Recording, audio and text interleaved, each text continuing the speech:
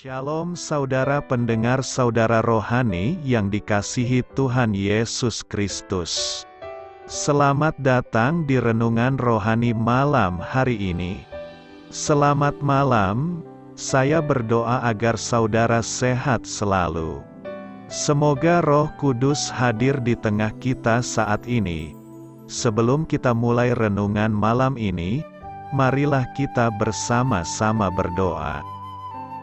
Bapa kami yang di surga, Bapa di dalam nama Tuhan Yesus Kristus, kami sungguh mengucap syukur, ya Tuhan, oleh karena Engkau sangat baik buat kami.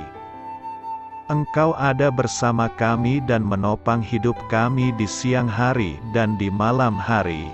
Engkau ada bersama-sama dan menyertai kami. Tuhan, kami memuji dan bersyukur kepadamu pada malam hari ini, kami masih bisa berkumpul di rumah kami yang kecil ini. Tuhan, saat ini kami hendak mendengarkan firman-Mu.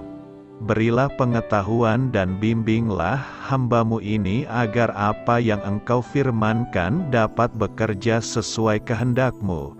Buat kami jemaat-Mu, bukalah hati dan pikiran kami untuk mendengar dan menerima firman-Mu. Kiranya firman-Mu ini dapat menjadi berkat bagi kami. Berbicaralah Tuhan, kami sudah siap menerima firman-Mu. Di dalam nama Tuhan Yesus Kristus kami berdoa dan mengucap syukur. Amin. Sahabat saudara rohani, pembacaan ayat emas Alkitab renungan kita malam hari ini. Nats pilihan kita adalah, kita menerima kerajaan yang tidak terguncangkan. Tertulis dalam kitab Ibrani 12 ayat 28. Kata kunci renungan pada malam ini adalah bola salju beku. Dan bacaan kita pada malam ini terambil dari kitab Ibrani 12 ayat 25 sampai dengan Ibrani 13 ayat 6. Jagalah supaya kamu jangan menolak Dia yang berfirman.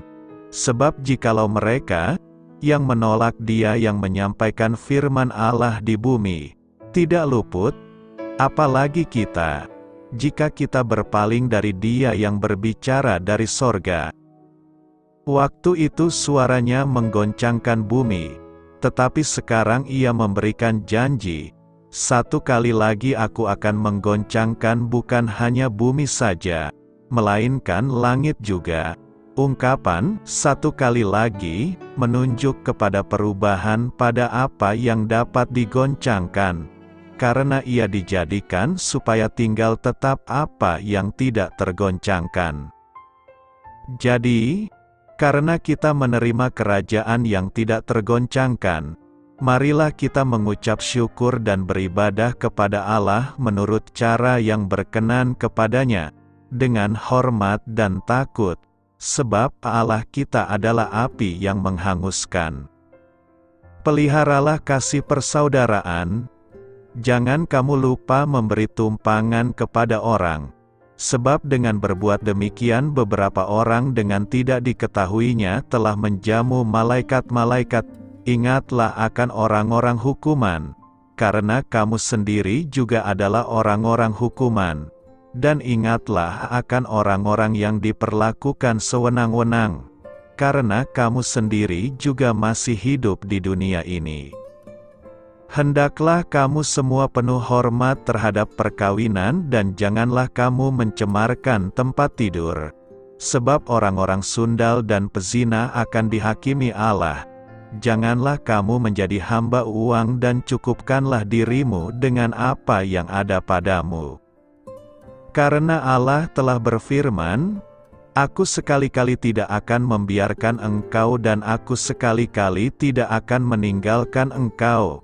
Sebab itu dengan yakin kita dapat berkata, Tuhan adalah penolongku, aku tidak akan takut. Apakah yang dapat dilakukan manusia terhadap aku? Tertulis di dalam kitab Ibrani 12 ayat 25 sampai dengan Ibrani 13 ayat 6. Topik dari ayat emas renungan kita adalah, seseorang yang hidup bagi kehidupan ini saja, akan menyesal dalam kekekalan. Mari kita mulai renungan malam kita. Untuk memulai hal baik, serahkanlah segala sesuatu hanya kepada Tuhan. Kisah inspiratif, pelempar bisbol Tug McGraw memiliki filosofi bagus dalam melempar bola. Ia menamai teorinya, bola salju beku. Ketika saya hendak melempar bola saat semua base penuh, jelas Tug dan Willie Saigel si pemukul yang keras siap beraksi, maka rasanya saya tidak ingin melempar bola. Namun, pada akhirnya saya harus tetap melempar bola.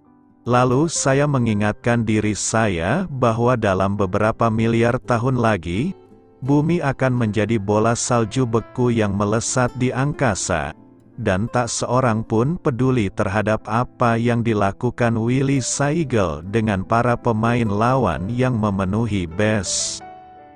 Alkitab menyatakan bahwa suatu saat nanti bumi akan hangus dalam nyala api, dan bumi dan segala yang ada di atasnya akan hilang lenyap. Tetapi inti dari perkataan McGraw itu benar. Kita harus memandang kehidupan ini dengan cara pandang yang benar. Sebagian besar yang kita cemaskan tidak memiliki dampak terhadap kekekalan.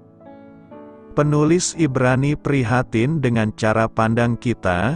Di seluruh kitab tersebut, ia menjaga agar pandangan kita terarah ke surga dan terlepas dari bumi. Jika pandangan kita tidak terarah ke surga, maka hidup kita di bumi ini tak akan banyak berpengaruh pada kekekalan. Akan tiba waktunya bumi diguncang, dan segala sesuatu yang tampaknya tetap akan lenyap. Apa yang paling Anda takutkan hari ini akan dilupakan seperti berita utama kemarin. Yang terpenting adalah bahwa apa yang Anda lakukan hari ini memiliki sentuhan kekekalan. Apa artinya? Takut akan Allah, bagi orang yang tidak percaya. Takut akan Allah adalah takut kepada penghakiman Allah dan kematian kekal, yang merupakan pemisahan untuk selama-lamanya dari Allah. Bagi orang percaya, takut akan Allah lebih mengenai sesuatu yang sama sekali berbeda. Rasa takut dari orang-orang percaya adalah rasa hormat kepada Allah. Ibrani 12 ayat 28-29 adalah gambaran yang baik untuk hal ini. Jadi, karena kita menerima kerajaan yang tidak tergoncangkan, marilah kita mengucap syukur dan beribadah kepada Allah menurut cara yang berkenan kepadanya, dengan hormat dan takut, sebab Allah kita adalah api yang menghanguskan. Rasa hormat dan takjub inilah arti dari takut akan Allah. Bagi orang-orang Kristen, inilah faktor yang memotivasi kita untuk berserah pada Sang Pencipta alam semesta. Amsal 1 ayat 7 mengatakan, takut akan Tuhan adalah permulaan pengetahuan, kecuali kalau kita memahami siapakah Allah itu, dan mengembangkan rasa takut yang penuh hormat kepadanya, kita tidak akan memiliki kebijaksanaan yang sejati. Ulangan 10 ayat 12 dan ayat 20-21 mencatat, maka sekarang, hai orang Israel, apakah yang dimintakan daripadamu oleh Tuhan, Allahmu, selain dari takut akan Tuhan, Allahmu, hidup menurut segala jalan yang ditunjukkannya, mengasihi Dia, beribadah kepada Tuhan, Allahmu, dengan segenap hatimu dan dengan segenap jiwamu. Engkau harus takut akan Tuhan, Allahmu, kepadanya haruslah engkau beribadah dan berpaut, dan demi namanya haruslah engkau bersumpah, Dialah pokok puji-pujianmu dan Dialah Allahmu, yang telah melakukan di antaramu perbuatan-perbuatan yang besar dan dahsyat, yang telah kau lihat dengan matamu sendiri. Takut akan Allah adalah dasar bagi kita untuk mengikuti jalannya, melayani Dia, dan, terutama, mengasihi Dia. Banyak yang memiliki kecenderungan untuk merendahkan bobot dari takut akan Allah bagi orang percaya sebagai sekedar menghormati Allah. Walaupun rasa hormat jelas termasuk dalam konsep takut akan Allah, namun takut akan Allah lebih dari itu.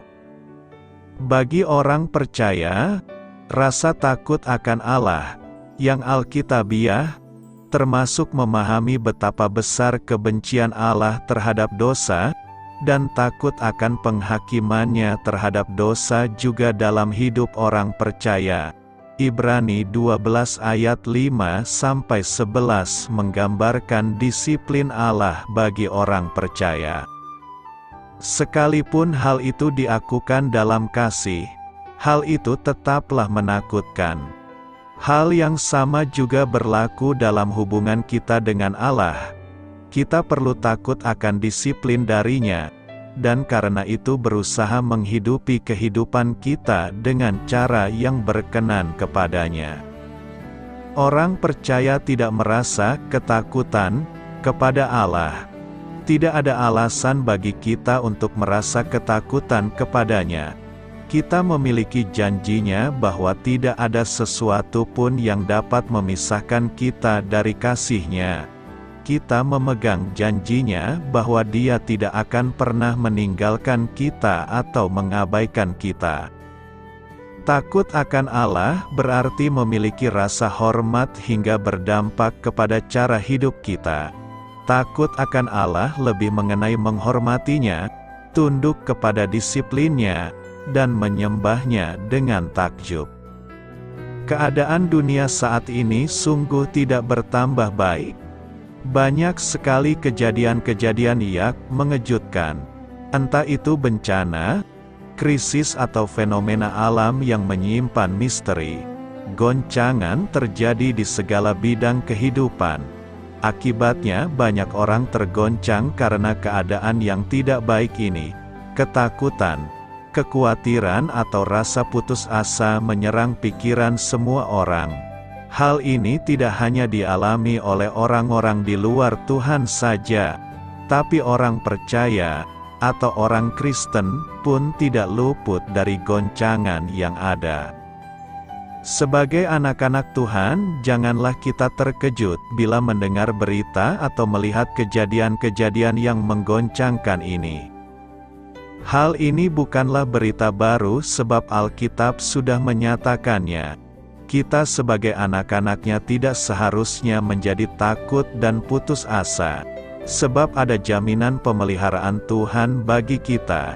Di dalam Yesus Kristus kita akan menerima kerjaan yang tidak tergoncangkan. Untuk dapat tinggal di dalam area kerajaan-Nya yang tidak tergoncangkan ini, kita harus mengarahkan pandangan kita hanya kepada Yesus. Jadi, marilah kita melakukannya dengan mata yang tertuju kepada Yesus, yang memimpin kita dalam iman. Ingatlah selalu akan Dia, yang tekun menanggung bantahan yang sehebat itu terhadap dirinya dari pihak orang-orang berdosa, supaya jangan kamu menjadi lemah dan putus asa. Mengapa orang Kristen mudah stres dan tergoncang ketika ada masalah? Karena fokus kita hanya tertumpu pada masalah dan situasi yang ada, bukan mengarahkan pandangan kepada Tuhan yang dahsyat. Mari kita belajar mengaktifkan mata iman, supaya kita dapat melihat pekerjaan-Nya yang ajaib di tengah goncangan. Bila kita berjalan dengan mata iman, kita akan menyadari bahwa ada roh Tuhan di dalam kita seperti tertulis.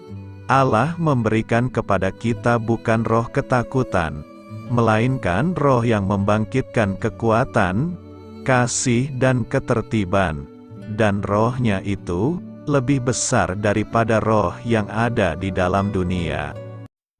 Dunia boleh saja bergoncang hebat, asal kita tetap melekat kepada Tuhan dan mengandalkannya dalam segala hal, maka kita berada di dalam kerajaan-Nya yang tidak tergoncangkan. Jagalah supaya kamu jangan menolak Dia yang berfirman. Sebab jikalau mereka yang menolak Dia yang menyampaikan firman Allah di bumi tidak luput, apalagi kita, jika kita berpaling dari Dia yang berbicara dari sorga. Waktu itu suaranya menggoncangkan bumi, tetapi sekarang Ia memberikan janji, satu kali lagi Aku akan menggoncangkan bukan hanya bumi saja, melainkan langit juga. Ungkapan "satu kali lagi" menunjuk kepada perubahan pada apa yang dapat digoncangkan, karena Ia dijadikan supaya tinggal tetap apa yang tidak tergoncangkan.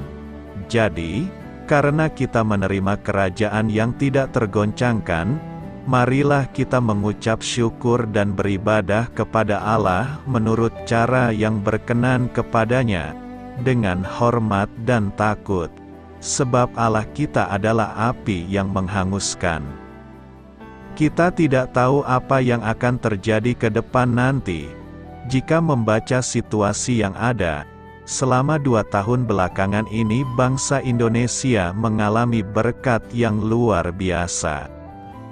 Tapi kita tidak boleh terlena dengan kenyamanan ini. Kita harus tetap berdoa bagi keselamatan jiwa-jiwa yang belum menerima Yesus sebagai Juru Selamat. Firman Tuhan memberi kita peringatan agar kita selalu berwaspada untuk segala yang akan terjadi. Berbahagialah kita jika kita masih dipilih untuk menjadi anak-anak-Nya. Pergunakanlah setiap kesempatan yang ada, sementara Tuhan bekerja atas bangsa Indonesia. Allah berfirman bahwa Ia akan menggoncangkan bumi, bukan antikristus yang akan mengguncangkan bumi, tapi Allah sendiri. Semua yang di bumi ini sifatnya tidak kekal, semuanya akan berubah bahkan akan lenyap. Mari belajar bijak. Jangan mengandalkan semua yang ada di dunia ini yang sifatnya tidak kekal, tapi mari andalkan Tuhan. Langit dan bumi akan berlalu, tetapi perkataanku tidak akan berlalu. Matius 24 ayat 35. Firman Tuhan harus menjadi pegangan kita. Tujuan Tuhan menggoncangkan. Bersikaplah waspada terlebih dahulu sebelum semuanya terjadi. Penggoncangan akan terjadi secara tiba-tiba dan dalam segala aspek hidup kita. Kita tidak akan pernah menyangka sebelumnya. Dalam kehidupan bisnis, apakah yang Anda andalkan? Dalam pekerjaan, dalam pendidikan, jika dalam hal semuanya itu kita tidak mengandalkan Tuhan dan berharap hanya pada sesuatu yang tidak kekal, maka janganlah kaget jika penggoncangan itu terjadi secara tiba-tiba. Jadi mulai sekarang belajarlah untuk mengalihkan fokus perhatian kita pada perkara-perkara yang kekal, menunjuk kepada perubahan pada apa yang dapat digoncangkan. Karena Ia dijadikan supaya tinggal tetap apa yang tidak tergoncangkan. Daniel 12 ayat 10, banyak orang akan disucikan dan dimurnikan dan diuji. Tetapi orang-orang fasik akan berlaku fasik. Tidak seorang pun dari orang fasik itu akan memahaminya, tetapi orang-orang bijaksana akan memahaminya.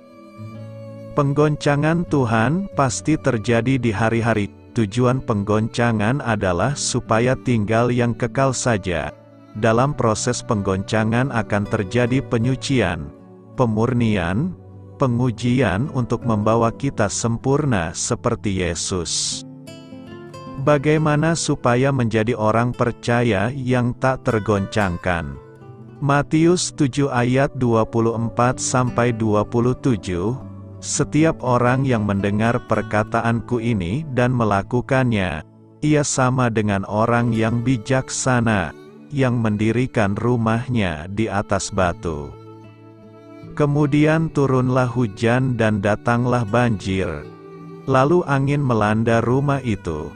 Tetapi rumah itu tidak rubuh sebab didirikan di atas batu. Tetapi setiap orang yang mendengar perkataanku ini dan tidak melakukannya, ia sama dengan orang yang bodoh, yang mendirikan rumahnya di atas pasir. Kemudian turunlah hujan dan datanglah banjir. Lalu angin melanda rumah itu, sehingga rubuhlah rumah itu dan hebatlah kerusakannya. Yesus mengajarkan prinsip kerajaan sorga. Ada dua macam dasar yang Yesus ajarkan. Yang pertama adalah orang bijak yang membangun rumahnya di atas dasar batu, dan yang kedua adalah orang bodoh yang membangun rumahnya di atas dasar pasir. Kedua orang ini sama-sama mendengarkan firman, tapi yang bijaksana mendengar serta melakukan firman, sedangkan yang bodoh mendengar tapi tidak melakukan firman. Kedua-duanya pun mengalami kondisi yang sama. Angin, hujan dan badai melanda kedua rumah itu. Yesus mengajarkan bahwa tidak ada pengistimewaan terhadap kedua orang tersebut. Kedua-duanya mengalami hal yang sama persis. Rumah itu menggambarkan kehidupan kita.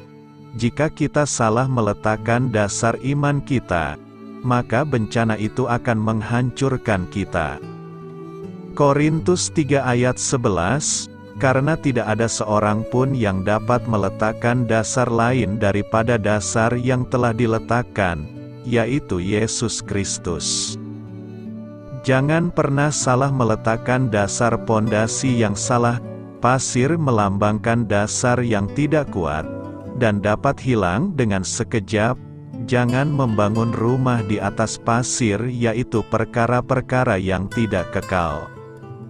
Dan mereka semua minum minuman rohani yang sama, sebab mereka minum dari batu karang rohani yang mengikuti mereka, dan batu karang itu ialah Kristus. Walau kita sudah menjadikan Tuhan Yesus sebagai pondasi, tapi kita tetap mengalami hujan, banjir dan angin. Jangan pernah kecewa. Setiap orang yang menjadikan Yesus sebagai pondasi, kehidupannya akan berbeda. Ia akan menjadi pribadi yang mampu menghadapi semua realita hidup yang ada. Matius 16 ayat 18 berkata, "Dan aku pun berkata kepadamu, engkau adalah Petrus, dan di atas batu karang ini aku akan mendirikan jemaatku, dan alam maut tidak akan menguasainya." Tuhan mempersiapkan para murid-Nya di hari terakhir ini. Mau tidak mau kita harus melandaskan iman percaya kita pada Petra, atau batu karang. Melekat pada Tuhan. Yohanes 15 ayat 5 berkata, "Akulah pokok anggur dan kamulah ranting-rantingnya. Barang siapa tinggal di dalam aku dan aku di dalam dia, ia berbuah banyak, sebab di luar aku kamu tidak dapat berbuat apa-apa." Jika kita melekat erat dengan pokok anggur, jangan pernah khawatir. Kita pasti mendapat pertolongan. Datanglah pada Tuhan, jangan pada siapapun.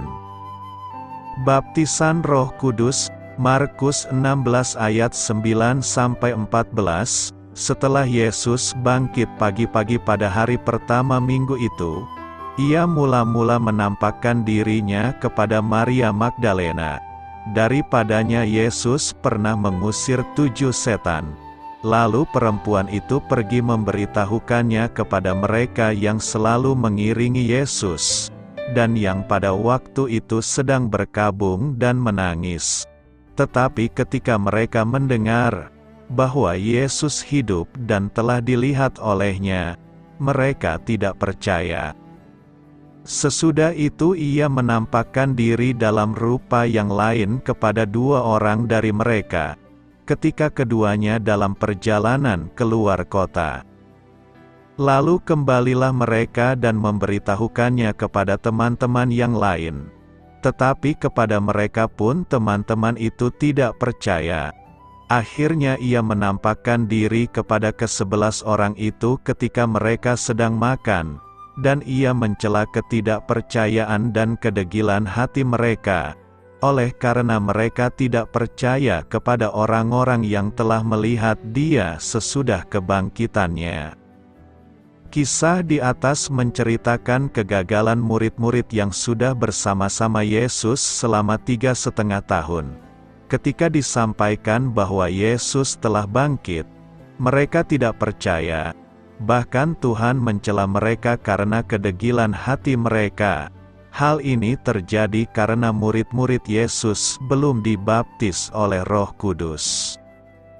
Kisah Para Rasul 1 ayat 4-8. Pada suatu hari ketika ia makan bersama-sama dengan mereka, ia melarang mereka meninggalkan Yerusalem, dan menyuruh mereka tinggal di situ menantikan janji Bapa. Yang demikian katanya, telah kamu dengar daripadaku.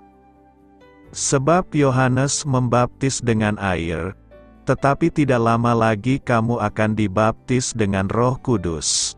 Maka bertanyalah mereka yang berkumpul di situ, Tuhan, maukah Engkau pada masa ini memulihkan kerajaan bagi Israel? Jawabnya, Engkau tidak perlu mengetahui masa dan waktu yang ditetapkan Bapa sendiri menurut kuasanya, tetapi kamu akan menerima kuasa kalau Roh Kudus turun ke atas kamu, dan kamu akan menjadi saksiku di Yerusalem dan di seluruh Yudea dan Samaria dan sampai ke ujung bumi. Kisah Para Rasul 2 ayat 36-38. Jadi seluruh kaum Israel harus tahu dengan pasti bahwa Allah telah membuat Yesus, yang kamu salibkan itu, menjadi Tuhan dan Kristus. Ketika mereka mendengar hal itu hati mereka sangat terharu.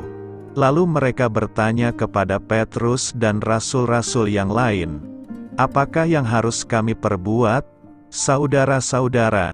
Jawab Petrus kepada mereka, bertobatlah dan hendaklah kamu masing-masing memberi dirimu dibaptis dalam nama Yesus Kristus untuk pengampunan dosamu. Maka kamu akan menerima karunia Roh Kudus. Mari mempersiapkan diri terhadap goncangan yang akan dialami oleh semua orang. Pastikan kita membangun di atas dasar yang benar, yaitu kebenaran firman Tuhan. Sehingga apapun yang kita alami, semua tantangan dan realitas hidup, kita tetap menjadi pribadi yang tak tergoncangkan. Selamat beristirahat malam dalam kasih setia Tuhan. Doa saya menyertai saudara sekalian. Mari bertumbuh dalam iman bersama saudara rohani. Mari subscribe saudara rohani, gratis, dan bagikan renungan ini. Saya memberkati Anda agar sewaktu Anda mencarinya dari Dia, Bapa Surgawi Anda akan memberikan bagi Anda roti harian Anda. Dalam nama Yesus Kristus, Tuhan yang berkuasa atas alam semesta dan menuntun kita kepada iman yang menyelamatkan, Tuhan Yesus menyertai senantiasa.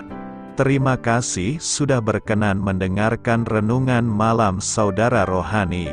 Tuhan memberkati. Amin.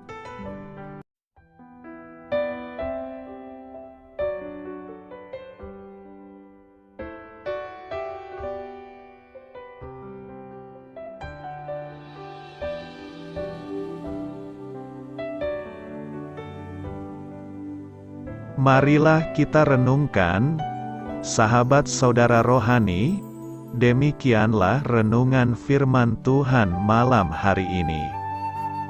Semoga menjadi berkat di dalam hidup kita dan menjadikan kita pribadi yang lebih baik. Sebelum kita beristirahat pada malam hari ini, marilah kita berdoa. Bapa kami yang di surga, Bapa di dalam nama Tuhan Yesus Kristus. Kami sungguh mengucap syukur, ya Tuhan, oleh karena Engkau sangat baik buat kami. Engkau ada bersama kami dan menopang hidup kami di siang hari dan di malam hari. Engkau ada bersama-sama dan menyertai kami, ya Tuhan Yesus. Kami mengucap syukur untuk firman-Mu, ya Tuhan, yang memberikan kami kekuatan dan menyadarkan kami bahwa kami tidak perlu takut dengan gelap dan malam. Sebab Tuhan, Engkau ada bersama kami. Engkau melindungi kami dan menjadi perisai bagi kami hamba-Mu berdoa saat ini.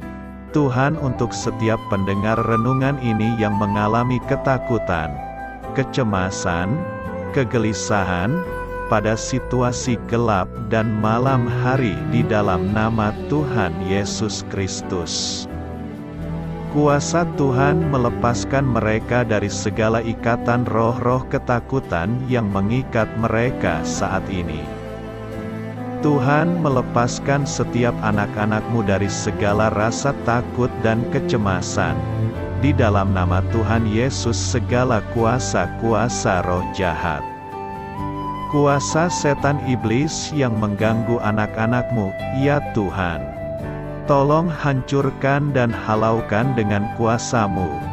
Dalam nama Tuhan Yesus Kristus, berkati setiap kami anak-anak-Mu, ya Tuhan, dan lindungilah kami. Kami aman di dalam Engkau. Ya Tuhan, penuhilah setiap hati kami dengan keberanian, damai sejahtera, dan sukacita serta ketenangan yang dari Tuhan. Berkati kami di malam hari ini, saat kami tidur dan beristirahat. Kuasa-Mu, ya Tuhan, menaungi setiap kami, memberkati dan melindungi kami. Bangunkanlah kami kembali besok pagi dengan kekuatan yang baru. Tubuh yang sehat diberkati Tuhan dan berkat-berkat yang baru, Tuhan sediakan bagi kami. Terima kasih, ya Tuhan, kami sungguh mengucap syukur untuk firman-Mu yang menguatkan kami. Dalam nama Tuhan Yesus Kristus Juru Selamat kami, Bapa kami yang baik, kami mengucap syukur dan berdoa haleluya. Amin. Biarlah firman Tuhan menjadi pengingat untuk kita semua, bahwa tuntunan dari Roh Kudus akan selalu memberi jalan keluar bagi setiap permasalahan hidup kita, dan memberi kedamaian di hati kita. Amin. Sampai jumpa di renungan malam saudara rohani berikutnya.